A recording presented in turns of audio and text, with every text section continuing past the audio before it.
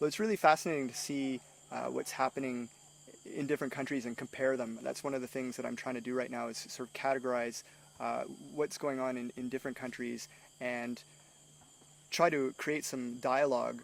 There's certainly an international community of people who drink ayahuasca who are very well connected. Another factor that's playing into this is the internet is something new. Whereas in the 1960s, governments were able to control information, I think, in a much sort of restrictive way. Today, it's impossible for them to crack down on discourses about ayahuasca that are generally positive. People who've had experience with ayahuasca, for the most part, speak very respectfully of the kinds of healing that it can do. And so when you have online forums such as ayahuasca.com or irawood.org, people can go and find this information, Wikipedia. It's difficult for the government to come in and just sort of create a story that, you know, this is a bad illegal drug and therefore must be prohibited.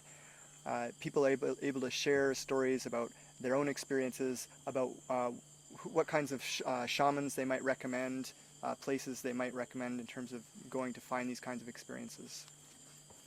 So that's a new sort of twist on the whole thing, is, you know, the convergence of these sort of cognitive tools of ayahuasca and the internet. In some ways, I like to think of ayahuasca as a cognitive tool, as a way of altering consciousness, a sort of shamanic technology of ecstasy that can be used for good or bad, depending on who's using it, for what purpose, and in what context. Just as a knife can be used for good or bad, depending, you know, in the hands of a skilled surgeon or a master chef, a knife can do wonderful things, but in the hands of a child who thinks it's a toy, it can be quite dangerous.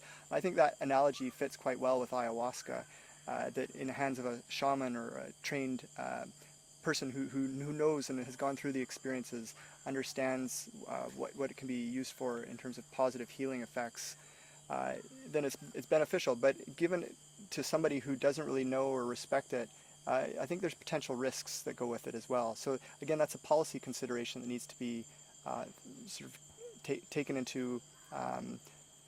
Needs to I'm talking in circles now. No worries, no. So yeah, the policy needs to reflect that there's risks and benefits that go along with this kind of use, and try to, I think, maximize the benefits and minimize the harms or the risks.